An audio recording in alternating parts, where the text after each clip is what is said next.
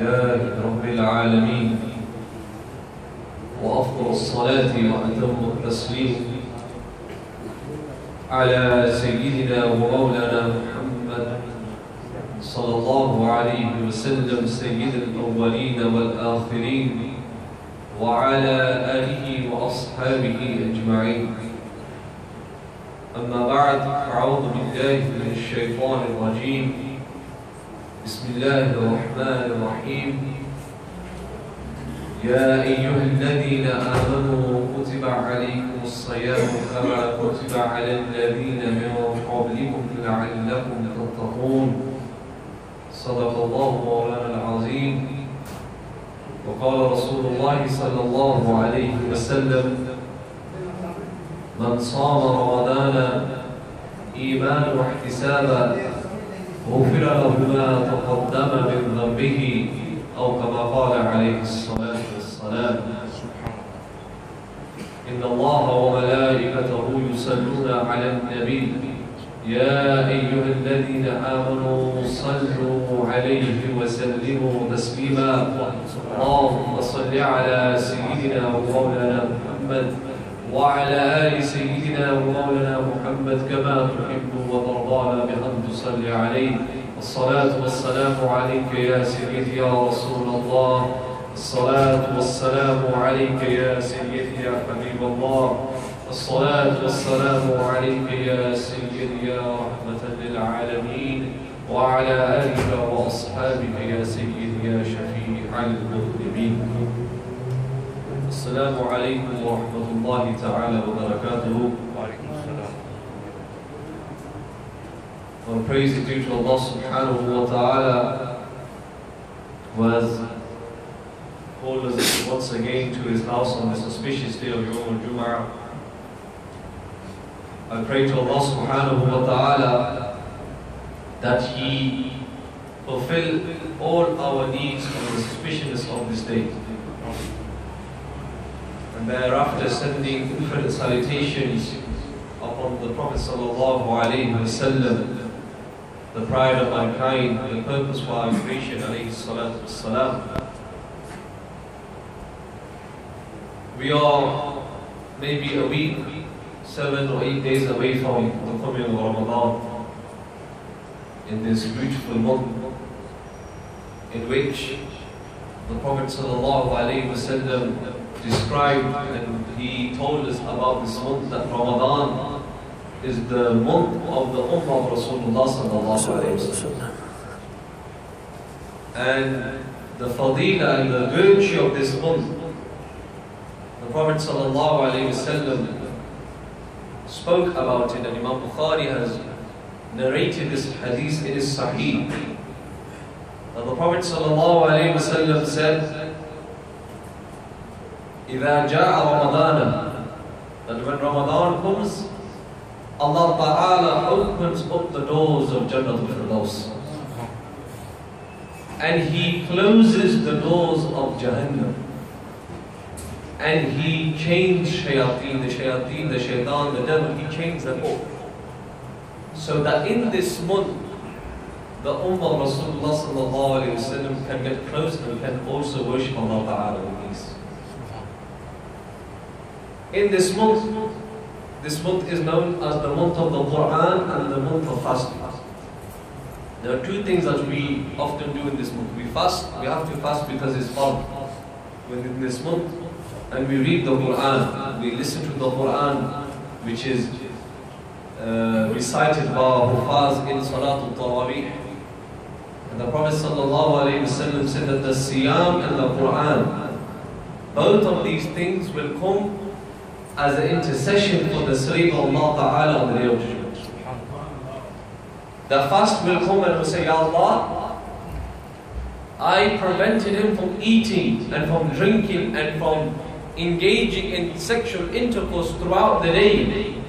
Oh Allah, let me intercede for him. And the Quran will come. And the Quran will say, Ya Allah, I prevented him from going to sleep at night. He was offering Qiyamul Layl and he was reciting me. He will say, Oh Allah, let me intercede for him. And And Allah Ta'ala will say to the fast and He will say to the Quran that both of you can intercede for my slave. This is the virtue of reciting the Quran and the virtue of fasting in the month of Ramadan. And last week I spoke about fasting and how Allah Ta'ala has prescribed fasting for the Muslims in the month of Ramadan.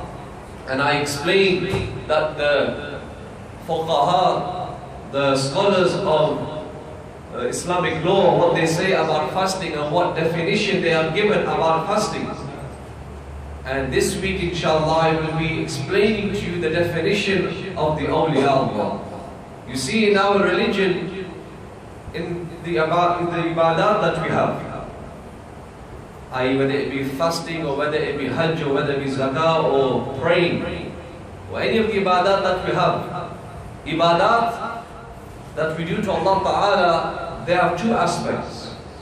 Some have an aspect of internal worship and some have an aspect of external worship. Every worship that we do to Allah Ta'ala has an internal quality and an external quality.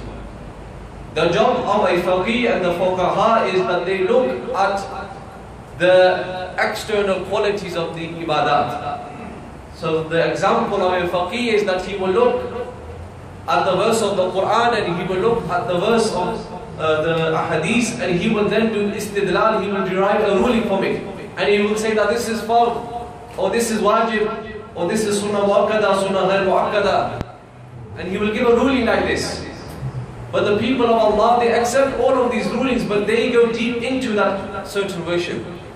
And Imam Ghazali, Imam Muhammad al-Ghazali, Muhammad ibn Muhammad al-Ghazali, rahimahullah ta'ala, he spoke about the secrets of fasting. He wrote his Ihya al-Ulumuddin, and in there, in the second volume, he speaks about Asrar al-Sawm. He speaks about the secrets of fasting. And he explains that fasting has external qualities, and that is that one remains from food, drink and sexual intercourse throughout the day. But he says that this is the external quality which the fuqaha mentioned to us. And there's a story of Imam Ahmad bin Hanbal and Imam Shafi'i rahimahullah ta'ala, that they were talking amongst themselves about a man of Allah that lived amongst their time, whose name was Al-Haris ibn al-Muhasibi. The Haris ibn al-Muhasibi was a great man of Allah, someone who was very close to Allah Ta'ala, and someone who would worship Allah Ta'ala a lot, and someone who was accepted in the presence of Allah Ta'ala. Imam Ahmad bin Hanbal and Imam Shafi were talking about him. They said that, let's go ask him a question. Let's see how much knowledge he has. And Imam Shafi said that, why are we going to waste our time asking him a question? These are people of Tasawwuf and Sufiya, and they are people of Allah. He goes, they will know the rulings about certain masail if you were to ask them. And Imam Ahmad, he insisted that they go to him. So they both went, and they both met this man, Haris ibn al-Muhasib. And they asked him a question. Imam Shafi and Imam Malik said, Haris ibn al-Muhasibi, they said if someone is praying, he's praying his salah, and in prayer he doesn't know whether he is on the third rak'ah or the fourth rak'ah. He said, what does that person do? This is the question they asked Haris ibn al-Muhasib. He said, do you want me to give the answer according to your mazhab, or do you want me to give the answer according to my mazhab? Imam Shafi, Imam Ahmad bin Hanbal, they were astonished at this reply. They said, give the reply what is according to our mazhab, our way, the way of the scholars, the way of the fuqaha, what we have said. He said, what you say is that whatever is predominant upon his mind, for example, if a person is confused and he thinks I'm in the third rak'ah, then he is on that third rak'ah. But if he believes he's on the fourth, then he is on the fourth. And if he's in doubt, then he does sajdatul sahw. He said, this is the ruling that you have given within your fiqh. And Imam Shafi, Imam Ahmad bin Hanbal said that this is the correct answer. But they said that what is the answer according to your school of thought, according to your manhaj and according to your ideology? What is the answer if someone forgets about what rak'at he is reading in prayer. Asim gave an answer. He said, my answer is that that person, he is reprimanded and he is lashed so many times until he never forgets again that when he is praying to Allah Ta'ala in which rak'at he is. He said, how is it that a person, a abid is praying to his ma'bood, a slave is praying to Allah Ta'ala and he is ghafil, and he is unaware of what rakat he is in. Haris ibn Muhasib, he said that according to our mazhab, we are people that when we are in the presence of Allah Ta'ala, we don't forget in whose presence that we are in. And he said that those people who forget, that this is our ruling, that we reprimand and we beat that individual, that for the rest of his life, he is never ghafil in the ibadah of Allah Subhanahu wa Ta'ala. So these are examples when the men of Allah, they look deeply sometimes into actions. And Imam al-Ghazali is from those men. He is known as Hujjatul Islam, the proof of Islam. This was the title that was given to him. And they say that he was such a proof and such a Hujjah of Islam that when people would look at him, they would repent to Allah Ta'ala. When people would look at his mere face, they would accept Islam. The Prophet ﷺ, he spoke about people like Imam al-Ghazali. The Prophet ﷺ was sitting with his Sahaba one day, and he said that, should I not inform you who is the most greatest and has the most virtue amongst all of you? And the Sahaba said, yes, Ya Rasulullah, inform us. And the Prophet ﷺ said, there are people, إِذَا رَؤُوا ذُكِرُ اللَّهِ. There are people, when you look at their faces, you remember Allah Ta'ala. And Imam al-Ghazali was from one of those people. And the ulama say that in the 5th century, he is the undisputed mujaddid of that century. I.e., in every century, whoever was the reviver of that century, people have different and have ikhtilaf upon that. But the ulama have ittifaq, they are all in agreement that the one that revived Islam in the 5th century was Imam al-Ghazali rahimahullah ta'ala. In his Ihya al-Din, he writes that there are 3 darajat of the person who is fasting. He says that the first person who fasts, his fast is known as Sawm al-Umum. The layman's fast, i.e., this person, he fasts from Subh al-Sadiq all the way to the beginning time of Salat al-Maghrib, and he refrains from eating, drinking and engaging in sexual relations. Imam al-Ghazali rahimahullah ta'ala says that this is the layman's fast. This is Sawm al-Umum. He says that there is another rank above this, and he says that is Sawm al-Khusus. He says the special people, when they fast, what is their fast?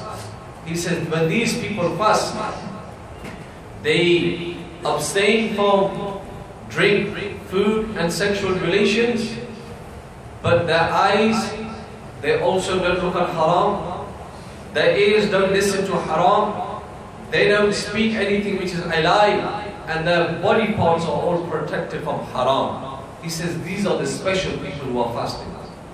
And then he says there's a rank that's even above these people, and that is Sawm al-Khusus al-Khusus. He says it's the elite people, it's the special people like the Anbiya and the Salihin and the Muqarrabeen. Those people who are very close to Allah Ta'ala, they are of the 3rd rank, and their fasting is Sawm al-Qalb. I.e., when they are fasting, their heart is never unaware or ghafil of the remembrance of Allah Ta'ala. He says these are 3 darajat of a person who is fasting. And he says that the rank and the daraja that we should be on is Sawm al-Khusus, is the fasting of the Salihin. Why? Because when the Salihin, they fast, it's not just that they refrain from drinking and from eating and from sexual relations. Their eyes, they don't look at haram. And the Prophet ﷺ talked about the ayah, and he said, كُلُّ عَيْنٍ زَانِيَةٌ. In hadith mentioned in the Sunnah of Imam Tirmizi, that every eye is a fornicating eye. Imam al-Ghazali rahimahullah ta'ala says that the Sawm al-Khusus, that the Salihin, when they are fasting, their eyes are also fasting. I.e., when they are in this state of fasting, they are not even looking at haram. This is the fasting of the eyes. And then he says, Sawm al-lisan. What is the fasting of the tongue? He says that a person, he does not backbite, he does not lie, he does not slander, he does not gossip.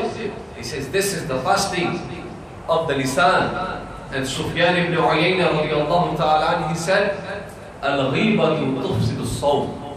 He said when a person is backbiting and he is in the state of fasting, that backbiting invalidates his fast. This is the fast of those people who are very close to Allah Ta'ala, that even when they are fasting, they are not backbiting about one another. They are controlling their mouth, and their mouth is moist in the remembrance of Allah Ta'ala, or it is moist or they are reading the Quran of Allah Subhanahu wa Ta'ala. And this is what should be our state when the month of Ramadan enters. And then Imam al-Ghazali says that their ears are also fasting. And what is the fast of the ears? Imam al-Ghazali says that they do not listen to riba. Because the Prophet ﷺ said that the one who is backbiting and the one who is listening to that backbiting, both of them are in sin. They are both sharik in the sin. And Imam al-Ghazali said that that person protects himself from backbiting as well, from listening to backbiting as well. And this is the fasting of the ears. And then he says that the fasting of the body parts is that he doesn't commit any haram with those body parts. His feet don't take him anywhere towards which is haram, and his hands don't do actions which are haram. And Imam al-Ghazali says that this is the rank that we should all be trying to attain when the month of Ramadan enters. That not just merely we are fasting throughout the day and we are starving ourselves, but he says that we should also protect ourselves from hearing, looking, talking, touching, going towards haram. And he says this is the fast of the Salihin. And Imam al-Ghazali says that when the month of Ramadan comes, it's not that you excessively eat or you excessively drink now because you've been fasting all day. And what generally tends to happen and what generally is our practice, that we have been fasting all day. So when it comes to iftari time, we eat so much that we miss Salatul Maghrib. Imam al-Ghazali says that this is not the purpose of fasting. Because the Prophet ﷺ said, "Kam min sa'imin laysa lahu min sawmihi illa al-ju' wal-'atash."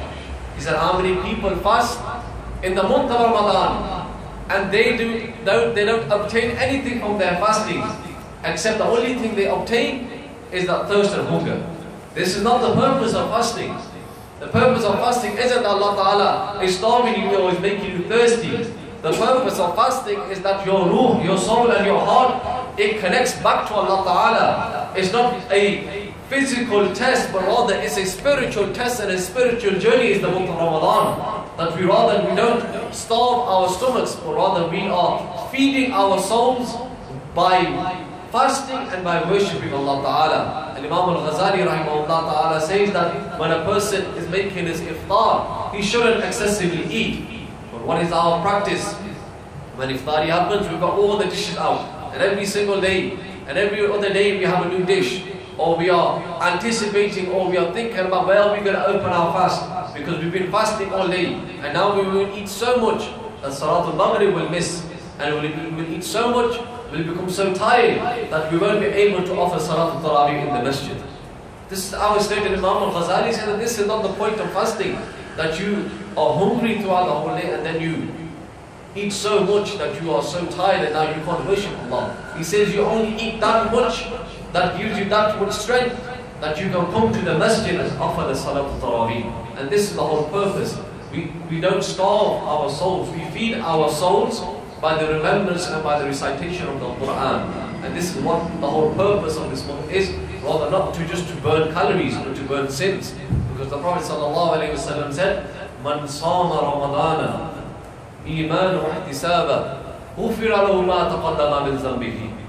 The Prophet ﷺ said that person who fasts in the month of Ramadan with iman, with faith in Allah Ta'ala, and with this niyyah, with this intention that Allah Ta'ala will reward him and he is fasting for the sake of Allah Ta'ala, the Prophet ﷺ said Allah Ta'ala will forgive all of his previous sins.